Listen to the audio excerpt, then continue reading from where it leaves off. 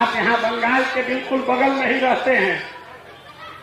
यहीं 20 किलोमीटर दूर पर बंगाल है। जब भी आपको लगे कि प्रशांत किशोर पर भरोसा करें कि नहीं, तो याद कीजिए पिछले 10 वर्ष में आपके और आपके कौम पर सबसे बड़ा संकट कब आया।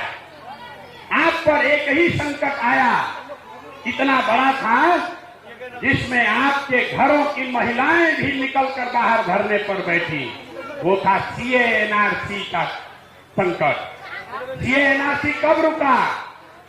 सीए एनआरसी उस दिन रुका जिस दिन भाजपा को बंगाल में, तारीख नोट कर लीजिए, 2 मई 2021 को जिस दिन भाजपा को बंगाल में शिकस्त दी गई, उस दिन सीए एनआरसी रुका।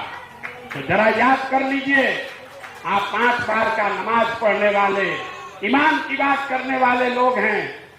जब बंगाल में लड़ाई लगी, जब दीदी के अपने लोग उनको छोड़कर भाग गए, तो देश में कौन आदमी है जो दीदी के मदद में खड़ा हुआ?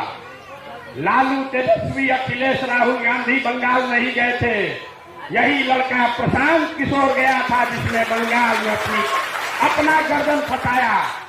2 बरस बंगाल में गांव-गांव में जाकर जो व्यवस्था बनाई, भाजपा को हमने कहा, जब पूरा देश कह रहा था कि भाजपा को 200 सीट आएगा बंगाल में, हमने कहा कि इनको 100 के नीचे अगर नहीं रोके तो जीवन में संन्यास ले लेंगे।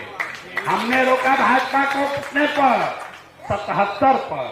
और जो व्यवस्था बनाकर आए हैं, अभी तक देखिए भाजपा खड़ी नहीं हो पा रही है बंगाल में, और आप वही व्यवस्था यहाँ बिहार में बनाएंगे।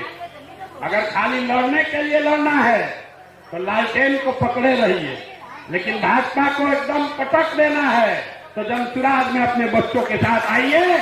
हम आपको जिताने का दावा करके दे रहे हैं। आज तक नेता और दल नहीं हारा है। भरोसा रखिए, अगर आपका भी हाथ पकड़ेंगे, आपके बच्चों का हाथ पकड़ेंगे, तो आपको भी हारने नहीं देंगे।